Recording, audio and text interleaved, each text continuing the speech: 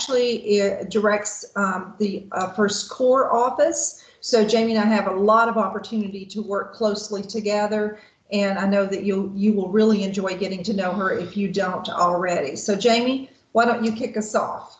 Well, sure. And I'd like to ditto that sentiment and just say thank you all very much for your time. I know you are extremely busy people, and this is a fabulous opportunity, and we look forward to engaging in some really wonderful discussion, wonderful opportunity to network and put brains together to really think about what does the future of a funding formula in Tennessee really look like? What can it look like?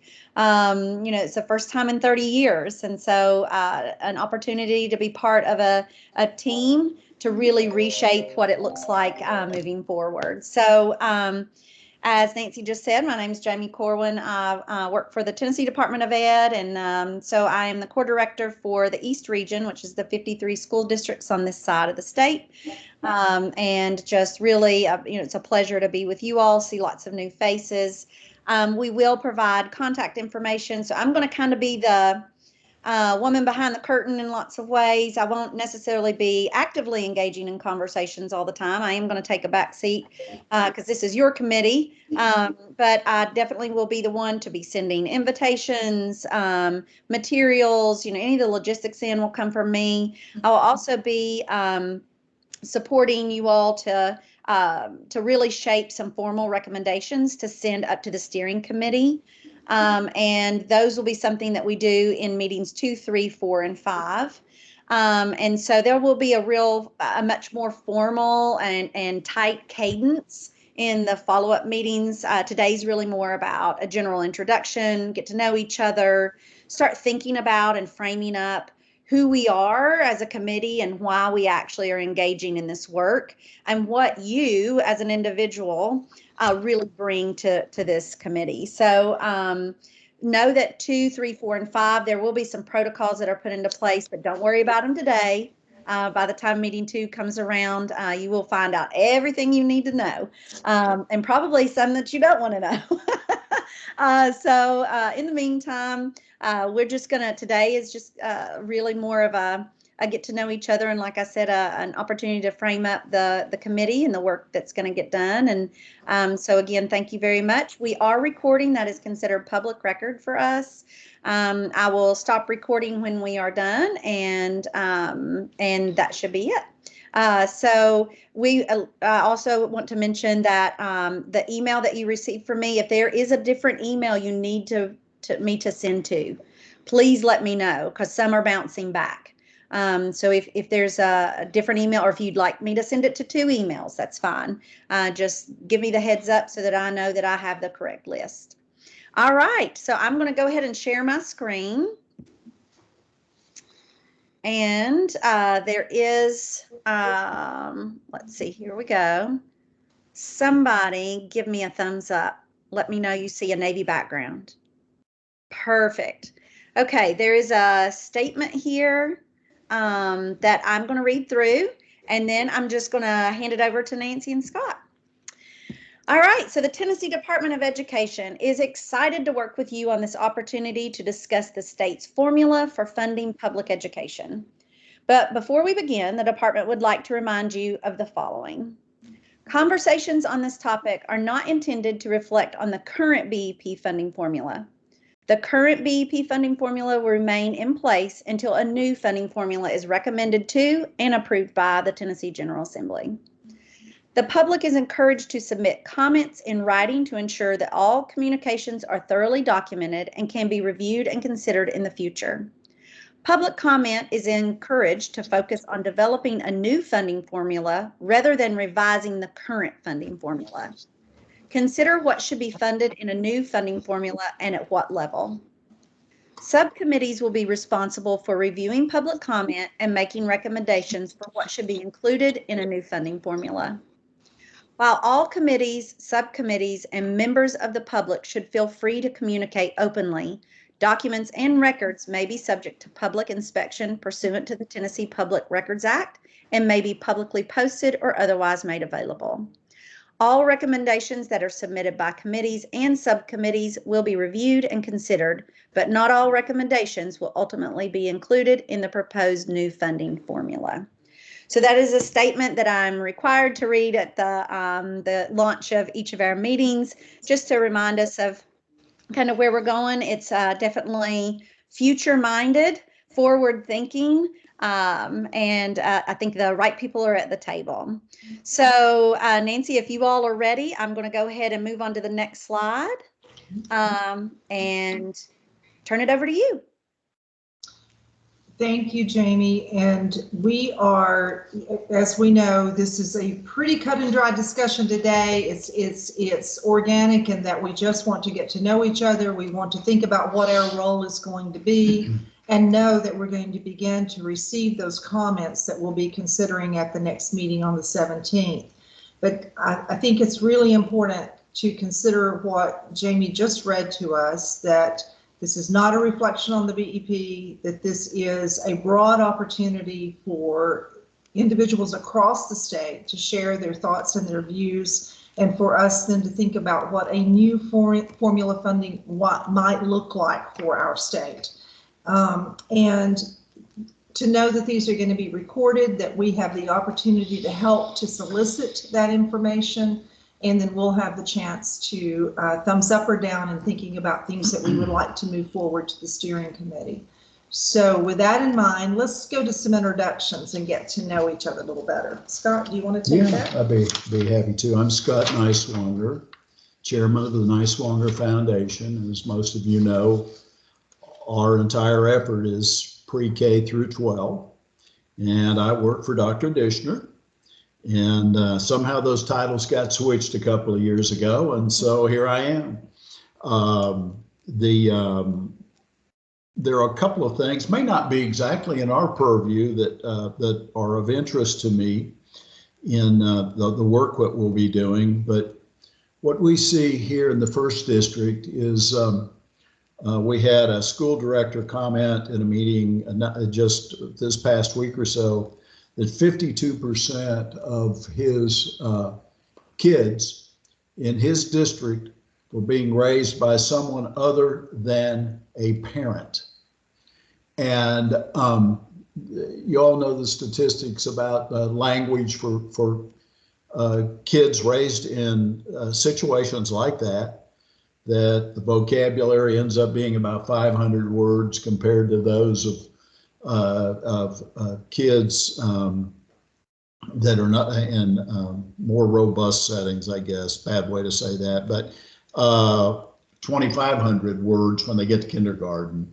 And so it's become, for me, a mission to see that we get the funding that would be necessary, very important to me, that we would get the funding necessary for pre-K throughout the state.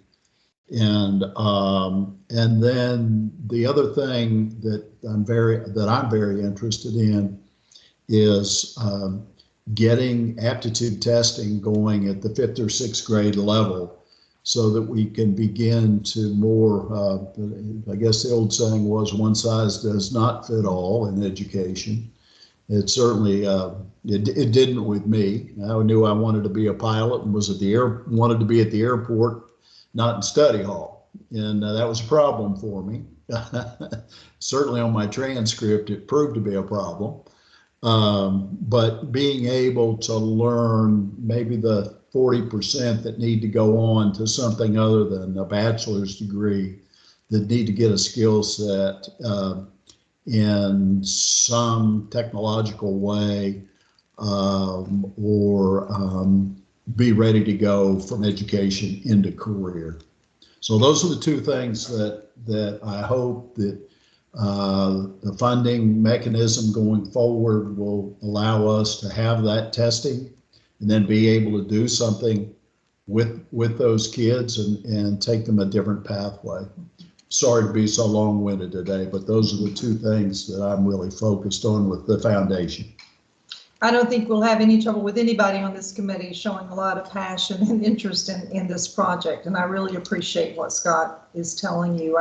Again, I'm Nancy Dishner, and I'm President and CEO of the Niswonger Foundation. As I thought about one thing that I would look forward to, I was actually thinking about a slogan that I have here on my desk by my computer that I read every morning, but it's what really guides my work and my thought about what I do every day. And it just says, one day all children will have the opportunity to receive an excellent education. And that's what I work to try to think about how I can help with that project every single day. So the one thing that I really most look forward to, as I read through the toolkit and the information preparing for today, it occurred to me just how little I really deeply know and understand about how we have funded and managed the funding of education in our state. And I have been an educator in the state for 44 years, and I can still say that I don't know what I would like to know about this process. So I really want, as a concerned citizen, as a parent of 4 children, as a person who has been deeply engaged in this work, I just want to learn more, and so that I can be more helpful in this process. So that's how I hope to contribute. Tara, can we swing to you and let you introduce yourself? Absolutely. I have to tell you, Nancy, the phrase you just read, the one day all students will receive excellent education, I don't have it written down, but it's definitely a way that we focus as well. And it's, you know, waking up every day and thinking that in our foundation, we're able to focus on that is excellent. Anyway, my name is Tara Scarlett. I work with the Scarlett Family Foundation. I think I know most, if not all of you on this call, and it's so great to see everyone. You know, as I think about the funding formula, I think really more about outcomes and what it is that we need to do in Tennessee to ensure that all of our students are having an excellent education and that they're able to be prepared for life after high school and be self-sufficient in whatever passion they choose to go down, whether they choose to be a pilot or go down that pathway like Scott mentioned, or anywhere else they want to go. We need to have a system that's preparing them to get that way and be able to support our teachers, not only from an education prep program perspective, but when they're in the classroom, that they feel supported as well, to help those students flourish. And I guess I've said that, you know, ultimately it's ensuring that every student has that access regardless of where they live, whether that is rural, urban, or suburban. Thank you, Tara. Dr. Lynch, I see you next on my screen. All right, thank you for allowing me to be here. I see a lot of friends as well too, so look forward to learning more with them. Education has been my life work, and it will continue to be.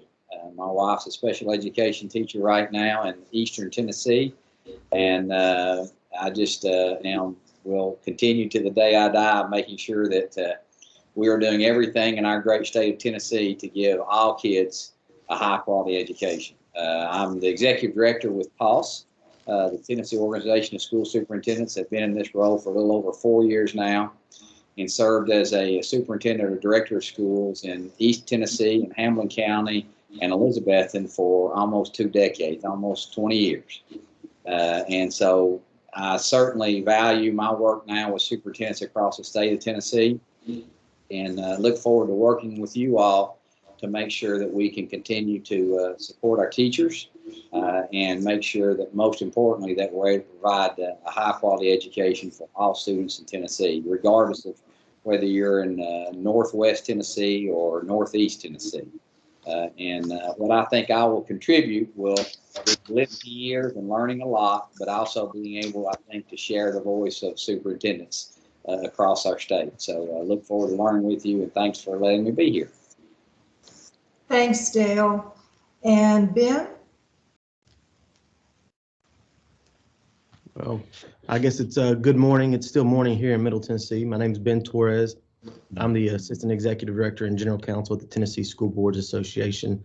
Here in the state of Tennessee, we have 141 public boards of education, and all 141 boards are members. And we provide several different services to our boards, focusing on legal and legislative and policy. And I think some of the things you all have touched on are some of the things we're looking at. Going back to some of the issues that our communities are facing as a whole, they end up in the schools, and the struggles that our students have at home, dealing with different issues in the community. Unfortunately, kids have to deal with those things, and I think it certainly impacts their learning and their ability to learn. So we've looked over the last few years about, what are the things the community can do to address some of those issues. Another thing is, I'm hoping that we look at is looking at career paths. You all talked about it, and kind of thinking about whether it's high school, thinking about high school differently, and how do we get students from point A to point B? And not everybody goes to college. Not everybody goes to a 4-year. And there are a lot of good skills out there that don't require a 4-year degree. And being able to look at that. And one of the other things I'm hoping we talk about is just looking at the teacher shortage. We don't have enough qualified individuals that want to go into the teaching profession, and looking at a way to encourage people to go into the teaching profession. Whether we can do that through a funding formula, I don't know, but I know if we can encourage people to become teachers, that gives us more options, and hopefully we get the best qualified individual in there to put in front of the students. So those are some of the things that are really on the top of our list that we're looking at, and we think that hopefully it'll impact all the schools and all the students in the state. A little bit about me: I do have 4 kids, 2 of which are school aged. So, and 2 more will be school aged in the next few years. So this certainly impacts me as far as what happens moving in the future. So I always try to think about not only all the students in the state and what they're facing, but also, just trying to put a personal perspective around it as well. And I think that helps. So a little bit about me. Thank you. Thank you, Ben. JC, you want to go next?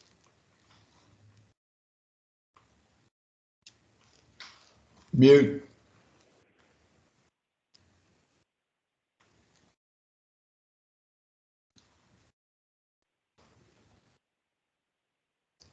JC, we're not getting you.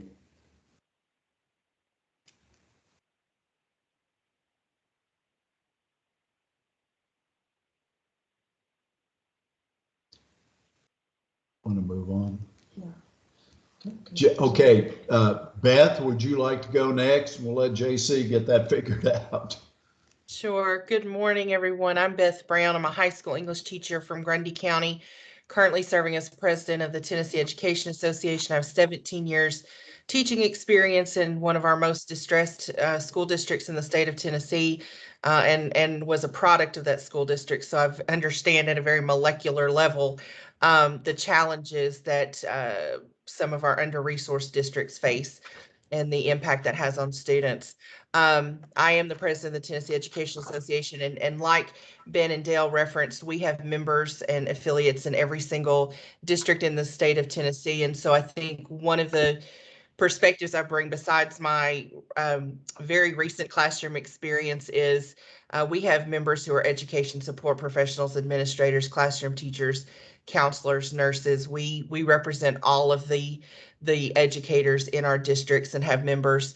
And I think it's really important for me as the TA president to elevate their voices and make sure that as we're talking about any sort of education funding, that we really are focused on recognizing the professionalism of our educators and their the needed partnership between those who work most closely with their students and our school boards and our superintendents and parents and communities, that it truly is a partnership, and I don't want that to ever get lost. And so I think that's a unique perspective that I will bring to this conversation. Thank you. Thank you. JC, are you on the air?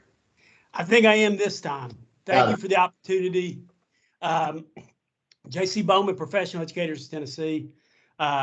what do I hope that I'm looking forward to? I think a productive dialogue. I learned from other people like yourselves. And so I look forward to that. I hope that our dialogue leads to sustainable formula for funding of our public education system to benefit all children, parents, and taxpayers, as well as our educators, which I think is needed. Certainly, I think, what do I hope to contribute? I think I bring a true educator's perspective, both with statewide and national experience of what's needed in our school by those on the front lines. So I think that I'm going to bring it. I'm going to tell you what I'm hearing and be direct and try to keep in motion what the folks are saying on the ground there. So I look forward to participating, and I sure do appreciate the opportunity to be with such an esteemed group of people. Thank you, JC. Sarah, you want to go next?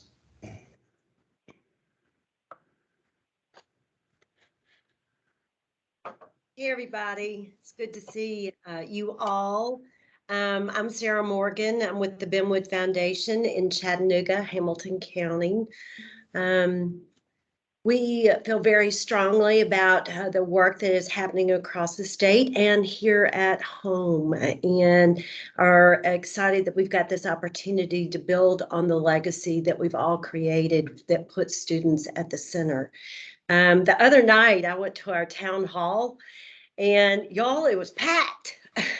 And I was sitting there, with families, and I'm not talking about, parents, but it was student, parent, grandparents, and teachers behind me. And as I looked around the room and saw the energy reflected, I just thought, God, this is really an important moment, and it matters to all of us.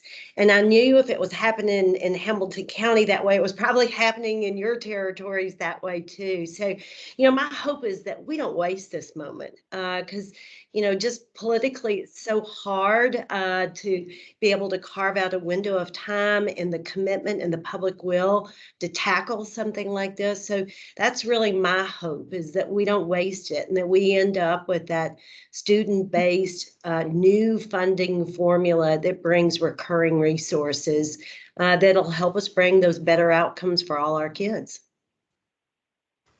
Thank you, Sarah. And last but certainly not least, Teresa. Thank you, Scott. And Sarah, I just have to echo your sentiments, that you just shared about the town hall. The town hall in Memphis was equally as crowded, and the perspectives that were shared were so important, and just so exciting to have such early community engagement. I just want to echo that. I'm Teresa Sloyan. I'm with the Hyde Family Foundation in Memphis, a place-based foundation that is very focused on closing the achievement gap for our children and families in our city and across our state. I would say that the one thing I'm really looking forward to, as Nancy said, I want to learn more and learn together with you.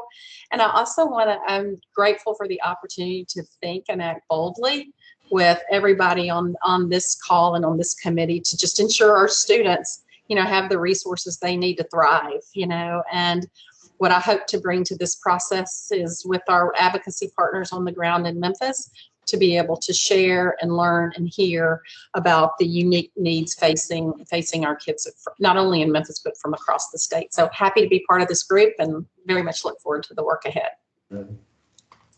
Thanks so much, Teresa. I appreciate you. And we're going to move to, and I don't think we missed anyone at this point, right? Just want to be sure. All right. There is someone on the phone. Oh, great. Well, and I'm unsure of who that is, so help me out. And then there is Jamie. Jamie Simmons is with us. She's popped on. Great, fantastic. Jamie, hey, great to see. All right. Can you all hear me? Yes. We can. Okay, I apologize. I'm probably in the worst location to be calling in, but just super excited to be on this committee with so many familiar faces. I'm Jamie Simmons. I'm currently the executive director of the Bill and Chrissy Haslam Foundation, and I really do echo so much of what I've heard today. yesterday we were at an event where it was shared that essentially a high achieving student in a suburb basically gets funded at the same amount as a student in that same district who has cerebral palsy. And so this idea that we really need to think differently about student need. And I'm just thinking also a lot about parents and grandparents and families who now have a much better understanding perhaps of what their students' needs are in light of this pandemic we've gone through and just seeing things more up close. I'm just looking forward to kind of bringing that together to say we have student needs that are so apparent and we can be better serving our kids, and how can we lean on families and parents and listen more to what those needs really are. What do I hope to contribute? I'm no expert on the BEP, but did work under Governor Haslam on making changes around the edges to the BEP. So I think just bringing some historical knowledge. And I think there's some political realities as we go into this session that I just think are important to be mindful of, and making sure that it's a quick process to do some really big work. And I just want to be really intentional and honest about that. Thanks so much, Jamie. And that's really a great segue into, if we can flash forward on the slides here, Jamie, thinking about the lenses of this committee. And this was helpful to me because as you read through this, you see that it's really a focus on the needs of our students, and that is the needs that can be set in place so that all students can be successful. And as Jamie was saying, consideration of the fact that there is a heavy emphasis on all learners, and that every size does not fit all. And so thank you for leading us so well into that thought. And also to share with you that there is a lot of other resource that has been provided to us. And I actually read through it twice because it's a lot to digest.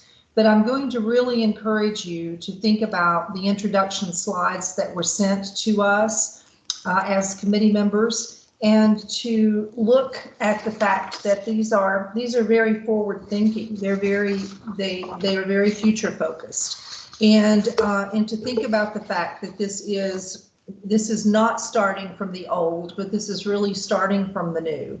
And to think about the toolkit piece too. And the toolkit was really helpful as I read through that and could really think about how Tennessee was currently funding education. And the fact that I'm pretty sure that if I had been on Jeopardy and they had asked me the question of which of those three methods did we use, I probably couldn't have answered the question. But to really learn the difference between the resource-based and the student-based and the categorical, and what that means, and how states across the nation are looking at this in different ways, and how we may be able to think about what will be the best for us. And this student-based approach is exactly what Jamie was leading us into discussion, and what we heard from the rest of you, which is the idea of really addressing the individual needs of students. And I also appreciated knowing a little bit more about that 30-year history of the current process, and that there's really only been two major look-sees at that over the last 30 years. And so we really do have a situation where the time has come. So I hope that you will look at that, because I think it will be very helpful to all of us as we really begin to review the statements that are coming in. So with that, we were asked to look at some guiding questions. And so Jamie, if we can go forward to that slide for a second, and I think that these questions, one more if you will, I kind of went ahead and jumped into that, but in the meeting discussion, the idea of what we hope to be true for students in Tennessee and what resources are needed to do that. And so not to go around to each person unless you just want to go around to each person, But the idea of this question of what do we hope to be true for students in Tennessee? And I would just like to sort of popcorn that for just a moment, give you a chance to just drop some statements in and to think about what it is that we really want to see happen for students in Tennessee. So if you'll just unmute and drop those in, I would really appreciate it.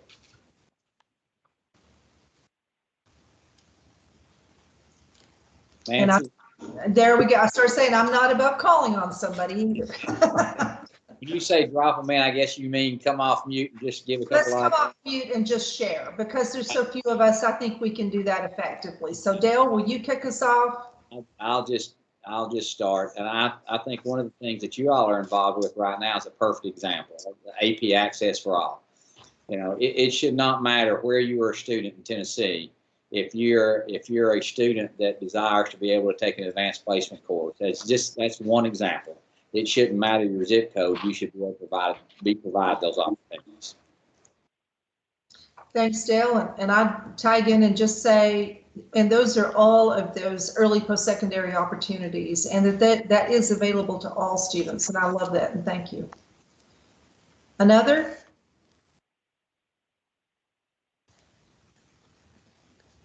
So in going back to this concept of giving students hope after high school, I think there's a lot of value in us to think about college and career counseling, starting even as young as middle school. I don't think there's enough of guidance from that perspective. And I would say that on top of the fact that I also have a strong belief that there is a need that all students should be able to read, write, and do math at a very basic level. And that is just, you know, I think it's an urgent need right now. And once we get that ball rolling, you know, it should be part of our regular system, but it's just not where we are right now. We need to accelerate that learning loss. Thank you, Tara. And just to interject a quick word with that, because I think it's important as we think about what we've just been through in the last 2 years. When there is a crisis, the opportunities are going to be so much better for students where there are resources available as you're pulling out of that crisis. I mean, that's just common sense. But I encourage all of us to watch what's going to happen in this next year with the college going rate across the state, and where we have the really concentrated college and career readiness programs where we have advisors and counselors in place, whether that's Advise Tennessee or what the Eris Foundation is doing, what the Niswonger Foundation is doing. Watch where those pockets are. The work that's being done with Tennessee Promise, where those are really concentrated and where there's great effort taking place, those numbers are going to pull back more quickly. And because we know that our college going rate dropped substantially in the last year. So it just points to the importance of having those resources in place, Tara. Thank you for saying that.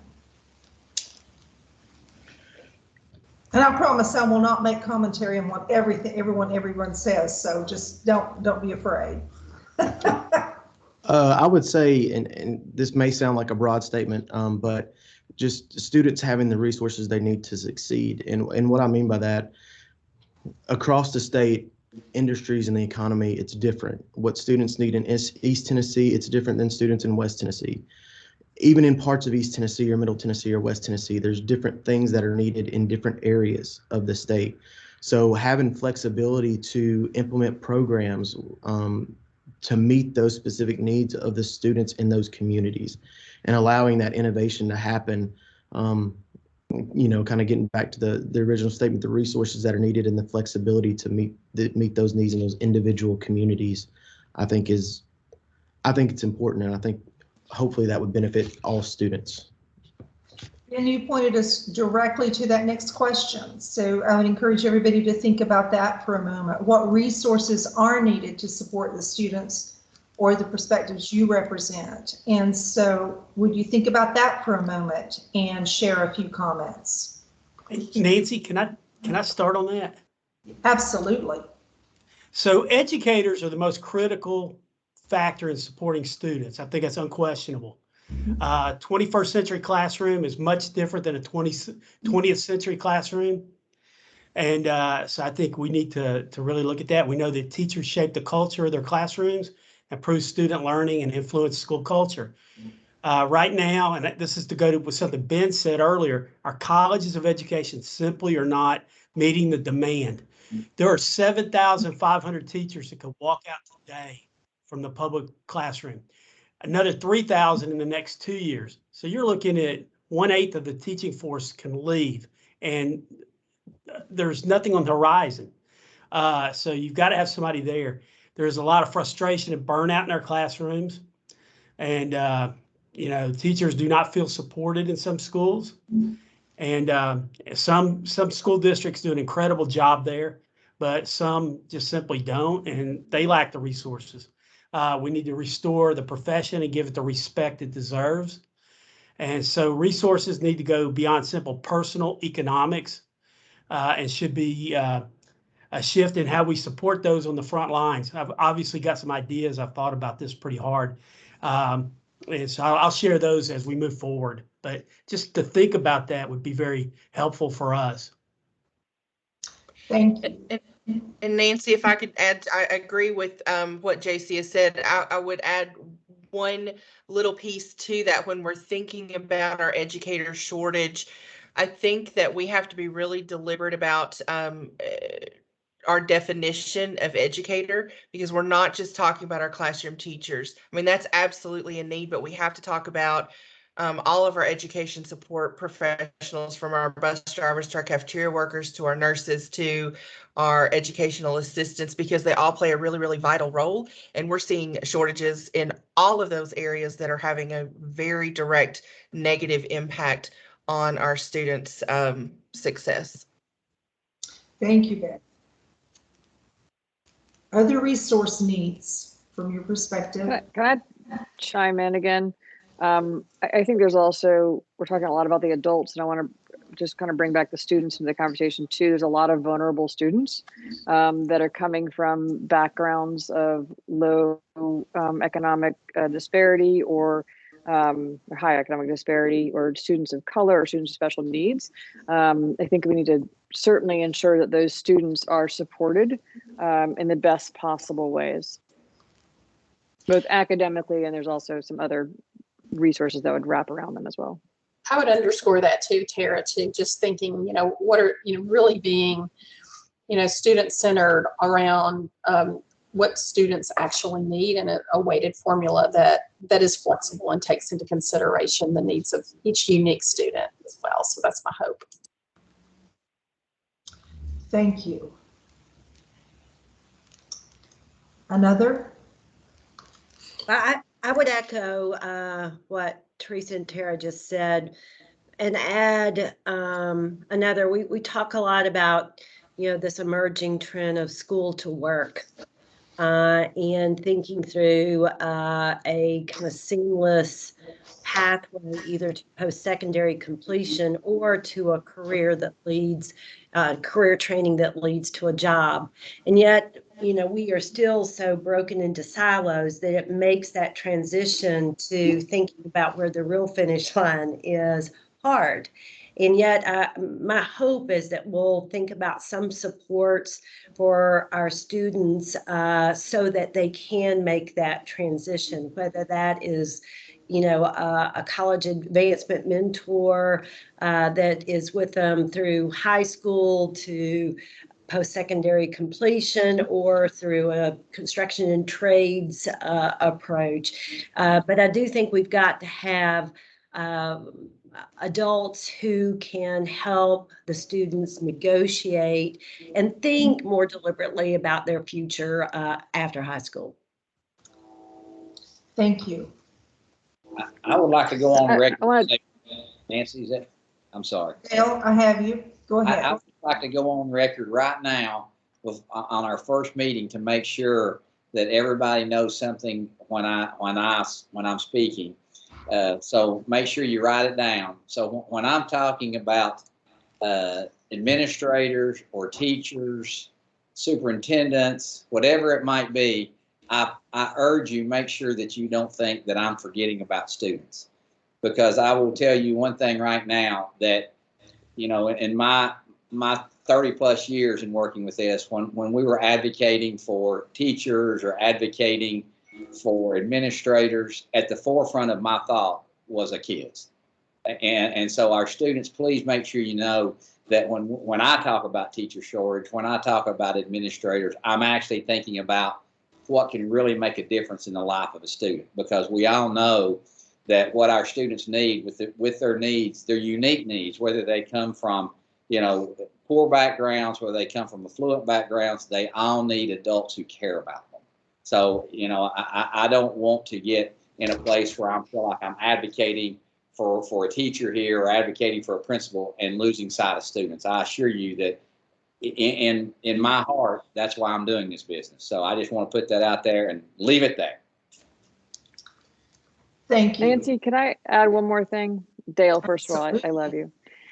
But second of all, someone mentioned something about the 21st century classroom, and I think it's important. And this goes outside. I feel like this would go outside of this formula conversation, but we have an obscene amount of technology gaps, and we need to think about that, of how best to serve students in this, information age, and also similarly, how our teachers are being prepared for the use of that technology, and how do we make it as seamless and easy as possible for everyone involved? Because I think that we learned a lot last year. And we'll continue to learn, but it's also the future for every single career that exists, almost 99% of the careers that exist out there. Thank you, Tara. Extremely important. Well, I want to move from this to, in respecting a time, to think about next meeting discussion. And the first thing I want to ask is for you to think about what it is you need that you haven't received. Are there any resources or materials that we need to request, that we need help with, in addition to what you received in the toolkit or in the preparatory material that was sent to us? So please think about that. And if you know something right now, we'll pause and share that with us. Or if you want to think about that, let Jamie know, let me know, and we'll see what we can do about getting that information. Anyone with anything just now that you can think about that you really wish we had in order to help to inform the discussion once we begin to look at these comments? The department has a really good website that you guys have put up, Jamie, and I like the information on there. It would be helpful if you sent some of that out to us as well, or at least I want it, because I forget sometimes to go on and look at it. So knowing what other discussions are going on in other subcommittees, so we can take it deeper, build upon it, or just say, hey, that's not for us. I think it would be helpful. That's just a suggestion. So I'd like to be included in that. That's great. super. That feedback, that's great for us to hear. I am going to drop that link in the chat, just for the funding formula page. At any point in time you have recommendations of what you feel like need to be added, tweaked, reshaped, this is the place to do it. But I have dropped it in the chat. Thank you so much for sharing that. Thanks, Jesse. Excellent comment. Hey, Nancy, I have a question. I have one quick question. Like on the town hall meetings that are happening kind of across the state, will we get feedback on, will there be synopsis of those meetings? And because I think they'd be very helpful. Yes, it is my understanding that will be part of that first batch of materials that is provided to us for review. And if I understood correctly, and I remember reading it two different ways, and so Jamie, you might clarify for us, but I know that there's going to be effort to direct statements that might be particularly appropriate for this committee to review, others that would be reviewed by the different of those 18 subcommittees. So I'm assuming that is correct, but then I also read in a different place, Jamie, where we would have access to all comments as well. Is that correct? Yeah, so I'm going to take myself off mute just a moment and share the other slide deck. are you all one of those people like me that have so many windows open you wonder like how in the world you even make it through it? Always. Like, how in the world does this happen? Okay, so I'm going to share my screen and we'll pop into this one for just a moment. I think it'll probably help clarify just a few things for you. Okie doke. Yeah, like before, just tell me when you can see the slide deck. This says process structure. Do you see that slide? Okay, cool. Yes. All right. So as Nancy just mentioned, I think that's probably the biggest question we've had in our committee meetings at this point in time. And so I'm partnering with 4 different committees, and all 3 have asked the same question, like, what does this process look like? So you will receive a batch of materials. Currently, the plan is for you to get those materials on your off week, because you have on week, off week, on week, off week. On your off week, you'll receive them like on a Monday, so that you have the full week to really digest those materials prior to the subsequent meeting, the follow-up meeting. And so as you can see in this slide, that batch of materials has actually been coded for you before you even review. Those are done by a paralegal. And as Nancy mentioned, they are definitely coded in a way that and streamlined to specific committees. So if a feedback has more to do with teacher level thought process and feedback, that would go to the teacher advocacy group, right? If it's chambers of commerce, it would go to the, so all of those, the conduit is the paralegal group that will code those, so it makes it to the right committee to actually be digested. And as you can see here, and also those are on slides 19 and 20, the type of engagement. So there is TDOE facilitated engagement, sort of like study councils, district support, that kind of stuff, where we will gather feedback. But then there's that public engagement. I've heard already from you all and from others, town halls. We're pulling through the Vanderbilt, poll, toolkits, the funding ambassadors, all that kind of stuff. So all of those different highways and byways of feedback will come to you in a batch, as you can see right here. Then subcommittees work to formalize recommendations. And so one of my roles will be, as the meeting wraps, I will have collected what feels like recommendations from the team. Then I will read those off to you all. You all either say, yes, thumbs up, that's great. Or, I don't know, I think we need to workshop this one a little bit more. Or, no, that really wasn't a formal recommendation. I think that just kind of came out. When we wrap each meeting, those formal recommendations that you actually approve, I will then ask Scott and Nancy to sign off on those. Those will then be sent to the steering committee. The steering committee will then take those as kind of the consolidated voice of this subcommittee. So does that help just a little bit to kind of give you an idea of how the materials come? You'll also see that there is some language in the slide deck and which kind of gives you an opportunity to think about, what if you happen to get some commentary, feedback from folks just on a whim, right? How do you actually submit that? I think there are some protocols that we'll be going through right as meeting 2 starts, to really kind of talk about what happens with that. Do you bring it to this committee informally? If it feels formal, or it comes to you in an email, like, what do you do with that? We have to think about public record as well. So don't stress. We promise we'll get you suited up just fine. But the process is really batch of materials feedback, so to speak. You will also receive any type of toolkit materials that you need to kind of hash through that on the front end. Once you get that, you'll review it for the week. You'll come to your next meeting really well prepared, well versed in that material. Then this team really workshops that together. A set of formal recommendations are yielded from the conversation. once those are approved and signed off on, those then go to the steering committee. Okay, does that help? Questions from anyone? Hey, Jamie, I had a question the other night after the forum. There was a group, mostly teachers, I think, that were talking about their hope that the new funding formula would help address the achievement gap. And someone asked me, I assume since this is new, a new funding formula, that is recurring dollars and that it's additional dollars. What's the answer to that?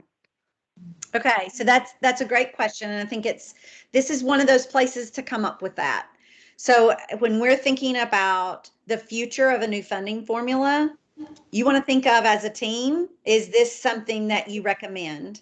Is it that you recommend that we take our dollars and use them differently? Or is it we need to advocate for additional dollars? But that is something to workshop together.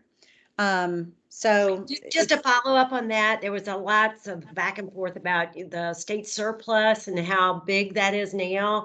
And was this just purely a response to what to do with that, or if it really was something that would be recurring over time that would allow for true improvement over, a certain period? Yep. So what I'll do is I'll find us an official answer before our next meeting. So that as a subcommittee, you can use that to launch into some really good, deep conversation. That's great. Question. That question too. Yeah. Great question. Very helpful, Jamie. Thank you. And thanks for the great questions. We just need, as far as I know at this moment, to just set the stage for the very next meeting. We know we've heard from Jamie. We're going to have materials to begin to review. We're going to be doing thumbs up, thumbs down, more from the standpoint of the must-haves, should-haves, nice-to-haves. And that will be our consideration and the ability we then have to pass that on to the steering team. The next meeting is set for November 17, 11:30 a.m. Central Time. And at that point, we'll begin to address the first of those priorities. Anyone with any questions that you would like to ask before we close out today? Or Jamie, did I miss anything? No, but I surely did. So one of the things that each committee has to do is elect a vice chair, just in case there is. And I know you all are co-chairing, so I'm not so sure this is a unique situation. I don't think we have another subcommittee in the same situation. So would you like to do that today, or would you like me to step back and ask whether or not, since the two of you are co-chairing, how we'd like to move forward with that? Well, considering that Scott and I both are getting long in the tooth, maybe we need to go ahead. So I think it would be great if someone has a motion that they would like to bring before the group, or if someone has a specific interest in doing that job. I think that would be remarkable too. But is there a suggestion or recommendation or a volunteer? I know how this works. I got to do it quick. I'd like to nominate Ben from TSBA. All right, we have a motion on the floor for Ben to be the vice chair. Vice chair. Yes, and I hear a second. Yep. So I'm going to do it this way, because this is the way I have been doing Zoom meetings for 2 years. It works really well. Is anyone opposed to Ben being the vice chair? Hearing none, Ben, congratulations. That'll be great. And we'll begin to keep you in the loop as we're talking with Jamie, preparing for meetings, just on the off chance that, that we get hit by a big truck, because that's possible in Scott's profession. Okay. All right. All right. Yeah, great. All right. Thank you so much. Guys, thank you for a great meeting. I couldn't ask for a better group to spend time with. And I thank you for particularly the very passionate comments that you made as we began to introduce ourselves. And it's obvious we've got the right team together.